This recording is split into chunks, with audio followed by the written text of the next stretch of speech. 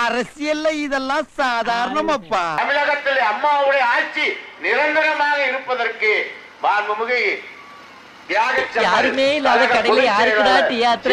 தலைமையிலே நாம் எல்லாம் ஒருமிதமாக இந்த அம்மா பிறந்த நாள் பொதுக்கூட்டத்தின் சார்பாக ஒருமித்த கருத்தோடு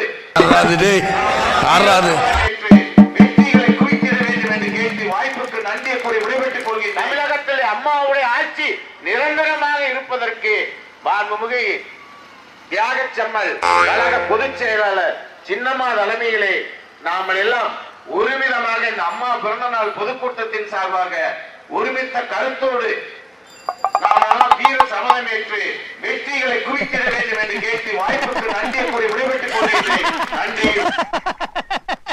அரசியல்ல இதெல்லாம் சாதாரணமாப்பா.